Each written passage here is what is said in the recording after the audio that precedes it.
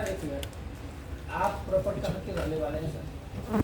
मेरा घर सासाराम के बगल में एक गांव है कोनार, रोहतास जिला का हेडक्वार्टर है सासाराम। वहाँ से 8 किलोमीटर की दूरी पर कोनार एक जगह है, मैं वहीं का रहने वाला हूँ। आपकी योग्यता कितनी है सर? भैया मेरी योग्यता, मैं पोस्ट ग्रेजुएट हूँ। 10 साल मैंने यूनाइटेड नेशंस में काम किया है और उसके बाद 10 वर्ष जो काम करते थे वो आपको यहाँ पता ही है, जिसको आप चुनावी प्रबंधक, रणनीतिकार वगैरह बताते हैं। वो योग्यता वो रही। उसके बाद यहाँ पर आकर 1.5 साल से ये काम कर रहे हैं, पैदल चल रहे हैं। किस वजह से पढ़ाई की जाए? भैया मैं कोई व्यक्तिगत इंटरव्यू नहीं दे रहा हूँ सर, सर। भाजपा हिंदू मुस्लिम में झंझट करने की कोशिश करते हैं, लेकिन हिंदू मुस्लिम में कोई झंझट नहीं है। 2007 से हमने काफी कंट्रोल किया है। ऐसा क्या किया नीतीश कुमार ने? देखिए, यहाँ पर बिहार में हिंदू मुस्लिम दंगे नहीं हुए हैं। अगर आप सरकारी आंकड़े देखेंगे तो आंकड़ों में जो दंगों की परिभाषा है या कम्युनल राइट्स की जो परिभाषा है, उसके हिसाब से संख्या में यहाँ कोई कमी नहीं आई है। लेकिन इस बात में कोई इससे इनकार नहीं कर सकता है, बिहार में कोई बड़ा दंगा या जातीय उन्माद से उपजा हुआ हिंसा नहीं हुआ है। उसके लिए सरकार को धन्यवाद है, उसमें कोई दिक्कत नहीं है। संक्षिप्त आंसर देंगे सर, शॉर्ट आंसर देंगे सर। भैया यहाँ सारे पत्रकार बैठे हैं, हम आपको इंटरव्यू जब देंगे तब हमारी बात आपको कोई सवाल दो लाइन बोल दीजिए सर। मैंने पब्लिक हेल्थ की पढ़ाई पढ़ी है जो आप नहीं जानते हैं। आप ये बात हमको बता दीजिए, ये इतने सारे पत्रकारों को आप अपना प्रचार करने के लिए बुलाया है, उनके सवाल सुनने के लिए बुलाया है, जो बताइए। बोलिए, सवाल पूछिए। मैं जो पूछ रहा हूँ उसको पहले देते हैं, 2 शब्द का है सर। आपकी सर आप बोले थे 1.5 साल पब्लिक हेल्थ से आपने पढ़ाई जी सर। अभी जो एनडीए क्या कहते हैं, इंडिया गठबंधन जो हुआ है, उसका आपके नजर में क्या है? सवाल क्या है? इंडिया गठबंधन का मतलब अभी आप इतना जोर जोर से बोल रहे हैं, सवाल का जवाब दीजिए। कम से कम सवाल तो पूछ लीजिए ठीक से। इंडिया गठबंधन जो हुआ है ना जी, उसका क्या रूप होगा, मतलब किस तरह से होगा हम इंडिया गठबंधन चलाते हैं। नहीं, उसके बारे में आपके हम इंडिया गठबंधन चलाते हैं। आप सर्वे कर रहे हैं, पद चलिए, यात्रा कर रहे हैं। आप घूम रहे हैं अपने 10 जिलों देखिए, हर प्रखंड में मैं पत्रकारों से बात करता हूँ, आपको भी बुलाया है। आप भी मतलब जो पत्रकारिता की मर्यादा है उसमें जो सवाल कीजिएगा मैं 2 घंटे बैठ के जवाब दूंगा। यही तो बीमारी है सर, इंडिया कि अपनी बात करके लोग चले जाते हैं और जनता की बात हम सुनने कहीं के नहीं लिए गए हैं, यहीं बैठे हुए हैं। आप अभी आप बात से मुखातिब नहीं हो रहे हैं। सर सीपीआई की रैली में बीजेपी अगर सारे पत्रकार ये तय, 1 मिनट, सारे पत्रकार ये तय कर दें कि आप ही सवाल पूछेंगे तो बिल्कुल आप पूछिए, जितना पूछना है पूछिए। हम भी सवाल करेंगे और आप पूछिए। पूछेंगे तो भी सवाल करेंगे। पूछिए ना भाई। से उठेंगे तो उसमें अरे इतना जोश में काहे बोल रहे नहीं, हैं, नहीं, आप इत्मीनान से हमारे पूछिए। प्रश्नों का इग्नोर कर रहे हैं आप। भैया इन्होंने पूछा आप कहाँ के रहने वाले हैं, मैं बताया सासाराम कोनार के। इन्होंने कहा आपकी योग्यता क्या है, मैंने कहा पोस्ट ग्रेजुएशन। इन्होंने पूछा आपका सब्जेक्ट क्या है, मैंने कहा पब्लिक हेल्थ। अब आपका सवाल है कि इंडिया को आप कैसे देखते हैं। अब सवाल तो क्या पूछ रहे हैं ये तो बता दो भाई। आप इतने बड़े पत्रकार हैं, हमको समझ नहीं है कि आप क्या सवाल पूछ रहे हम हैं। ये सवाल कहें इंडिया के संबंध में कि इंडिया गठबंधन जो हुआ है, तो अगले चुनाव में इसका मतलब क्या स्थिति बनेगा? हम नहीं जानते हैं कि अगले चुनाव में इसका क्या असर इंडिया होगा। गठबंधन में अखिलेश यादव हो या नीतीश कुमार हो, जी। देखा जा रहा है अक्सर उनकी जो गुस्सा है या कह लीजिए उससे रूखापन है वो बार बार झलक के आ रहा है। देखिए ऐसा है, आप बिना किसी नैरेटिव के, बिना किसी विचारधारा के, बिना किसी कार्यक्रम के अगर आप अलग अलग जगह के दलों को, नेताओं को एक साथ बैठा देंगे तो नेता या दल साथ में बैठ के चाय पी सकते हैं, नाश्ता कर सकते हैं, प्रेस वार्ता कर सकते हैं, लेकिन उसका जमीन पर कोई बहुत असर नहीं होता है। ये बात मैं पिछले 2 बरस से बता रहा हूँ कि सिर्फ नेताओं और दलों के साथ में आ जाने से गठबंधन की ताकत नहीं बनती है। ये लोगों का भ्रम है जो लोग ये बताते हैं कि इंदिरा जी को इसलिए हरा दिया गया क्योंकि सारे दल एक साथ आकर इंदिरा गांधी को हरा दिए। ऐसी बात नहीं है। अगर इंदिरा गांधी ने इमरजेंसी लागू न किया होता, अगर जेपी का आंदोलन नहीं हुआ होता तो सारे दल मिलकर थोड़ी ना हरा देते इंदिरा गांधी को। पहले इमरजेंसी था, जेपी का आंदोलन था, उस परिप्रेक्ष्य में जब गठबंधन बना तब उसको सफलता मिली। बीपी सिंह के जमाने में बोफोर्स पहले मुद्दा बना, देश भर में उस पर अभियान चला, लोगों को भ्रष्टाचार के खिलाफ, बोफोर्स के खिलाफ खड़ा किया गया। उसके बाद जो मोर्चा बना उसको सफलता मिली। ये आपको क्या बताता है? अगर आपके पास नैरेटिव नहीं है, जमीन पर जनता के साथ जुड़ने के मुद्दे नहीं है, तो सिर्फ दलों के साथ में आ जाने से, महागठबंधन बना लेने से आपको राजनीतिक सफलता नहीं मिल सकती है, ऐसा मेरा मानना है। इंडिया जो गठबंधन बना है, ये पिछले 4 महीनों में इनकी उपलब्धि क्या है?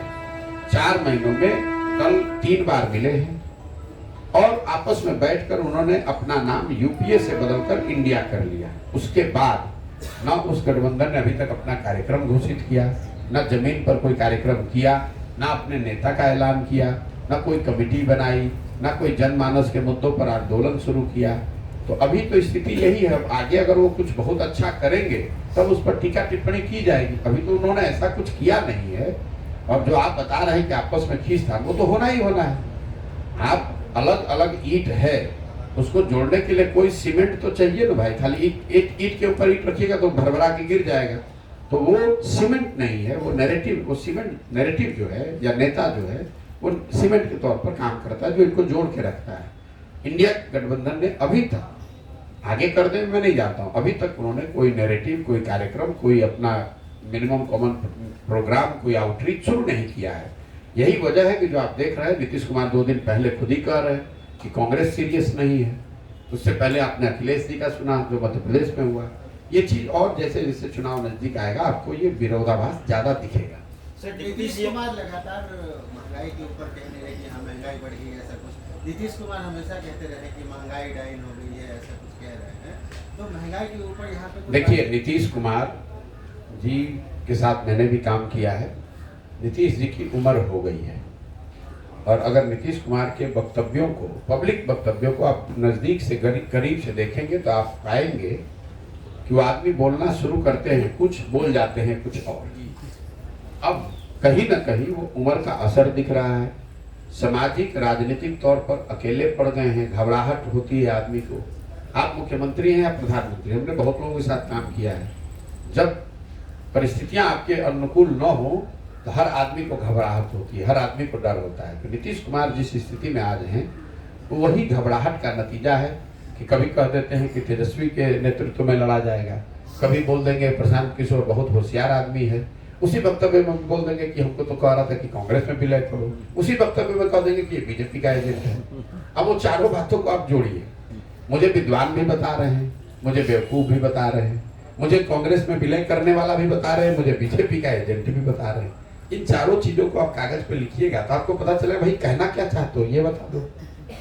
अगर मैं विद्वान हूं तो फिर मूर्ख नहीं हो सकता, और अगर मैं मुझे कुछ किसी बात का ज्ञान नहीं है तो हमको आप अपना एडवाइजर बना के अपने घर में 2 वर्ष रखे क्यों थे मूर्ख आदमी को। अगर आपको हम कह रहे हैं कि आप कांग्रेस में अपना दल विलय कर दीजिए तो उससे तो कांग्रेस को फायदा होगा, तो फिर आप में बीजेपी का एजेंट कैसे हो गया।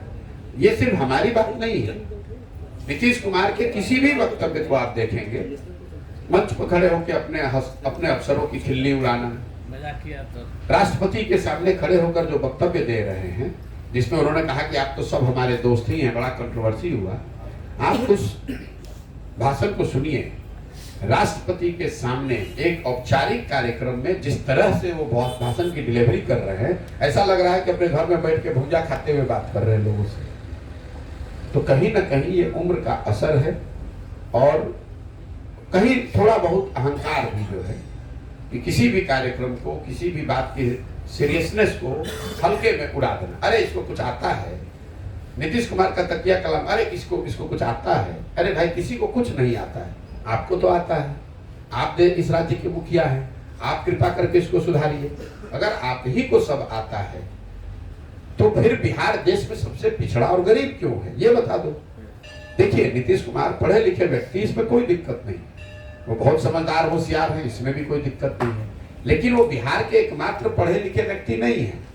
बिहार में हजारों लोग उनसे ज्यादा पढ़ा लिखा है, उनसे ज्यादा समझदार हो सकता है।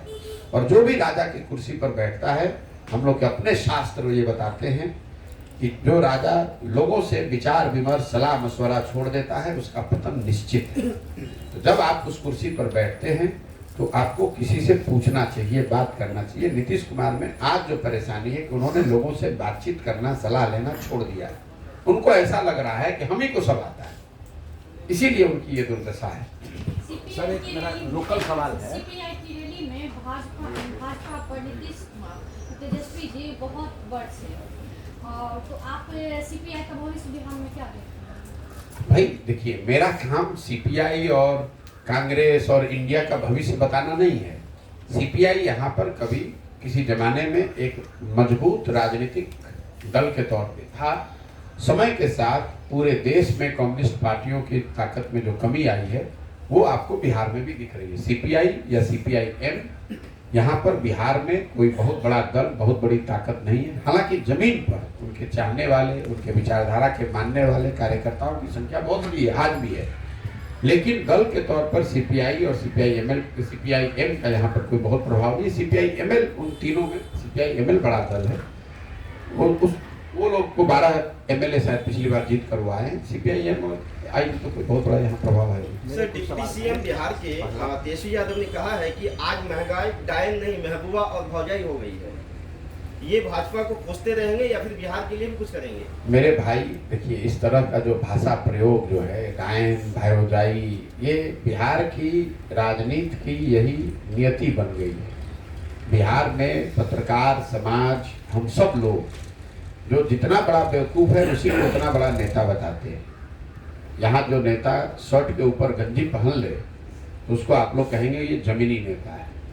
अगर कोई यहाँ राजनीति करना चाहता है, उसको भाषा का ज्ञान नहीं होना चाहिए, उसको विषय का ज्ञान नहीं होना चाहिए, उसको तू मैं और गाली गलौज करना चाहिए। यही कारण है कि इस राज्य की ये दुर्गति है। इस तरह का शब्द प्रयोग क्या बताता है? ये मजाक बाबूजी भी उनके करते थे, वो भी कर रहे हैं। सर मेरे को सवाल, आप देखिए, ये उनकी राजनीति को भले सूट करता है, लेकिन बिहार और बिहारियों के का कितना बड़ा इससे नुकसान होता है इसका लोगों को अंदाजा नहीं होता है।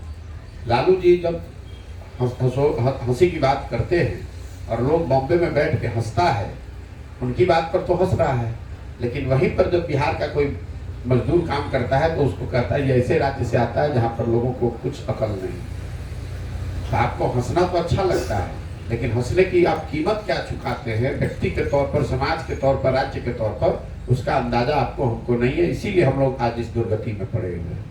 सर मेरे कुछ सवाल, पहला ये है कि अभी चुनाव को लेकर के इन्होंने जातीय जनगणना कराया है, अभी शिक्षकों की भी बहाली हो रही है, परसों से बिहार विधानसभा का सत्र शुरू हो रहा है, तो ऐसी संभावना है कि जातिगत आरक्षण को जो ये बढ़ाएंगे, ऐसा आ रहा है कि हाउस में रखेंगे ऐसा प्रपोजल कि जो भी पिछड़ी जाति के लोग हों उनके आरक्षण के दायरे को बढ़ाया जाए बिहार के अंदर। एक ये हुआ। आपने जैसे कहा था, उनका तेजस्वी के बयान पर आपका कमेंट था झटपट, तो ये फिर एक बिहार में ट्राई का शिक्षकों का दूसरे सीरीज का बढ़ा दिया। ये पूरा चुनाव को देख करके किया जाता है। भैया देखिए, चुनाव को देखकर आप सर्वे कराइए, नौकरी बांटिए, ये पहले लोग नहीं है। हमने बहुत चुनाव देखे हैं। हर राज्य में, हर देश में जहाँ पर भी चुनाव होता है, नेता जो सत्ता में है वो हाथ पैर मारेगा ही। जहाँ तक जातीय सर्वेक्षण का मामला है, पहली बात तो जनगणना नहीं है, उसका कोई वैधानिक आधार नहीं है, लेकिन मान लीजिए सर्वे को ठीक मान लिया जाए। सर्वे में बताया गया कि समाज के एक बड़े वर्ग को उनका लाभ उनकी संख्या के हिसाब से उनका अधिकार नहीं मिला। बिल्कुल ठीक बात है। तो अधिकार किसने लिया हुआ है? भाई आरजेडी और नीतीश कुमार ही तो यहाँ 35 साल से शासन चला रहे हैं। उनको उस सर्वे का संज्ञान लेना चाहिए और अपने विधायकों के, सांसदों की संख्या में जिन वर्गों की का प्रतिनिधित्व नहीं है उनको देना चाहिए। पहले तो उनको ये बताना चाहिए कि 35 वर्ष में जितने विधायक उन्होंने बनाए, जितने लोगों को उन्होंने टिकट दिया सांसद के तौर पर, उसमें इन वर्गों के सो कॉल्ड जो गरीब हैं, पिछड़े हैं, वंचित हैं, इनमें इनको कितना प्रतिनिधित्व दिया, और अगर नहीं दिया तो क्यों नहीं दिया। नीतीश कुमार ये बता दें कि आज उनके मंत्रिमंडल में इन वर्गों के जो लोग हैं वो कितने लोग मंत्री हैं और उन मंत्रियों के विभागों का बजट क्या है। भैया अगर हकमारी हुई है, जो कि लग रहा है हुई है, तो हकमारी करने वाला कौन है? दो ही लोग सत्ता में बैठे हैं, एक लालू और एक नीतीश। तो मैं भी बिल्कुल आपके साथ अपनी आवाज लगा रहा हूं कि लोगों को अधिकार मिलना चाहिए। तेजस्वी जी को जो 3 डिपार्टमेंट लेकर बैठे हैं, तो वो डिपार्टमेंट अति पिछड़ों को, मुस्लिमों को देना चाहिए। नीतीश कुमार जो सारा डिपार्टमेंट लेकर अफसरों के थ्रू सारा सरकार पर कब्जा किए हुए हैं, उस पर अति पिछड़ों को जगह देनी चाहिए। अपने इर्द गिर्द जितने अफसर हैं, जितने राहुल गांधी ने एक आंकड़ा बताया लोकसभा में कि प्रिंसिपल सेक्रेटरी कितने हैं किस जाति के, ओबीसी के। तो भैया राहुल गांधी की सरकार बिहार में भी है, वो गठबंधन के हिस्सा है, तो यहाँ पर भी कितने प्रिंसिपल सेक्रेटरी और सरकार के सेक्रेटरी ओबीसी ईबीसी वर्ग के हैं, उसका भी आंकड़ा जारी करना चाहिए। वो कीजिए, बिल्कुल। आप बेकार घबरा रहे हैं भाई। अगर आप कहते हैं कि मुसलमानों का हक नहीं मिला है, तो हक देने की जिम्मेवारी किसकी है? जो कुर्सी पे बैठा है। कुर्सी पर बैठा कौन है? लालू जी, नीतीश जी, तेजस्वी और नीतीश। तो हक दीजिए। मुसलमानों का हक क्यों मार रहे हैं? अति पिछड़ों का हक क्यों मार रहे हैं? दलितों का हक क्यों मार रहे हैं? दीजिए उनको तुरंत।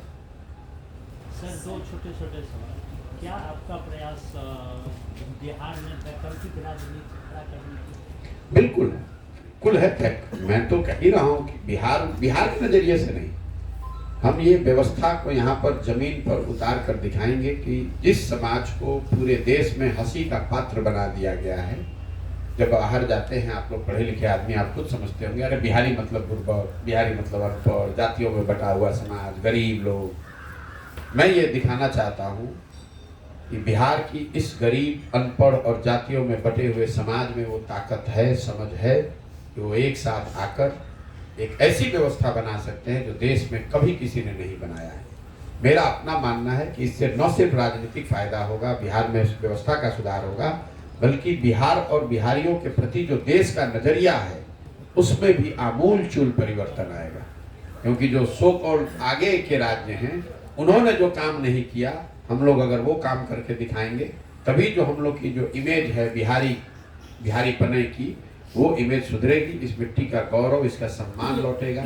एक दिन में नहीं लौटेगा, लेकिन जरूर राष्ट्र इस बात को मानेगा कि नहीं, इस बिहार के लोगों ने अपनी राजनीतिक सूझबूझ से वो व्यवस्था बनाई है जो अनुकरणीय है। गांधी ने जब चंपारण में सत्याग्रह किया, उससे देश आजाद नहीं हुआ। बिहार में लोग कई बार प्रवाह में बोल जाते हैं कि चंपारण का आंदोलन हुआ, देश आजाद हुआ। ऐसी बात नहीं है। चंपारण के आंदोलन से आजादी नहीं मिली। चंपारण के आंदोलन से देश को वो हथियार मिला जिसका नाम है सत्याग्रह। देश में ये विश्वास बना कि नहीं, ये भी एक हथियार है जिसके जरिए अंग्रेजों को झुकाया जा सकता है। तो जो मैं प्रयास करूं, उसका फायदा वहां के किसानों को हुआ, गांधी जी को हुआ, वो नई व्यवस्था बनी। लेकिन उसका दूरगामी परिणाम ये हुआ कि पूरे देश में सत्याग्रह और गांधी के मेथड्स को एक्सेप्ट किया गया कि नहीं, इस तरीके से भी अंग्रेजों से लड़ाई लड़के जीती जा सकती है। तो ये जो प्रयास है, ये 4 MLA जीतने का, MP जीतने का, चुनाव लड़ने का प्रयास नहीं है।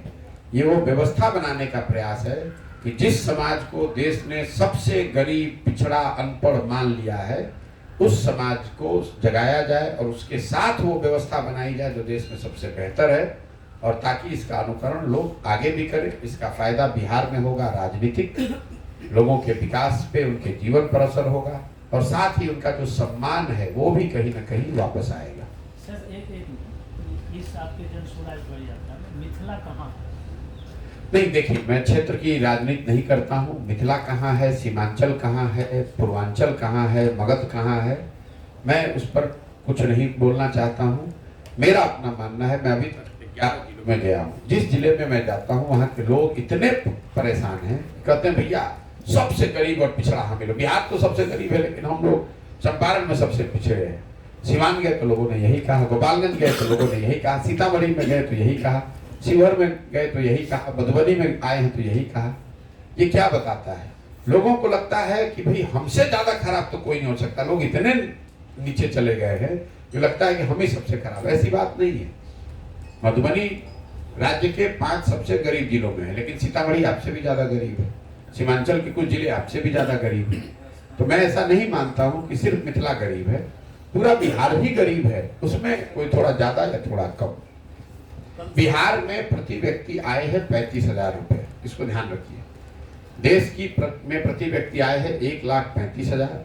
बिहार में प्रति व्यक्ति आय है 35,000 रुपए, और 2 जिले को छोड़ दीजिए तो सब जिले 35,000 के नीचे ही हैं। पटना में, और मुझे लग रहा है एक और जिला मेरे ध्यान से उतर रहा है जो 35,000 से ऊपर है। सीतामढ़ी में 20,000 प्रति व्यक्ति आए, तो हर जिले में आपको वो गरीबी दिखेगी ही। लेकिन अगर आप आंकड़ों में ठीक से देखिएगा तो जिलों में बहुत ज्यादा वेरिएशन नहीं है, सब वही 20,000, 22,000, 25,000। मैं अपने भाषणों में रोज कहता हूँ कि बिहार में 80% जनता डेली दिन का 100 रुपया नहीं कमाती है। कई आके लोग उलझ जाते हैं, भैया मजदूरी 300 है तो 100 रुपया कैसे नहीं कमाता है। उसको समझ नहीं है कि भाई एक परिवार में 5 आदमी रहता है और एक आदमी ने मजदूरी की, उसको 300 रुपया मिला तो 60 ही रुपया हुआ, और वो मजदूरी भी उसको 30 दिन नहीं मिली, मजदूरी उसको 20 दिन मिला, तो उसके प्रति व्यक्ति आए तो 40 रुपये ही हुई ना भाई। सरकारी आंकड़ा बता रहा है कि 80% बिहार के लोग दिन में 100 रुपया नहीं कमाते। ये मेरा आंकड़ा नहीं है, भारत सरकार का आंकड़ा है। ठीक है भैया, अगर आपके और कोई जी यहाँ की समस्या को लेकर लोगों ने आपको कुछ नहीं बताया? ये जो सब सारी आपको समस्या बताया, जो यहाँ के पंचायत की जो बात है, यहाँ के प्रखंड की बात है, ये मैं जब मधुबनी जिला पूरा कर लेता हूँ तब जिले में उसकी मीटिंग करूंगा और तब बताऊंगा, क्योंकि अभी हम चल ही रहे हैं, जयनगर में चल रहे हैं, अगल बगल के प्रखंडों में चल रहे हैं। यहाँ वो चीनी मिल की समस्या लोग बता रहे हैं, लॉ एंड ऑर्डर डकैती की समस्या लोग बता रहे हैं। वो बहुत छोटे मुद्दे हैं, महत्वपूर्ण है, छोटे नहीं है, लेकिन यहाँ डकैती है। पूरे जो एरिया में लोग लॉ एंड ऑर्डर की समस्या बता रहे हैं, बेनीपट्टी में, हरलाखी में, जयनगर में लोग शाम में आना नहीं चाहते हैं घर छोड़कर। यहाँ डकैती शायद इतनी बढ़ गई है, गिरोह डकैतों का गिरोह का जो मामला है।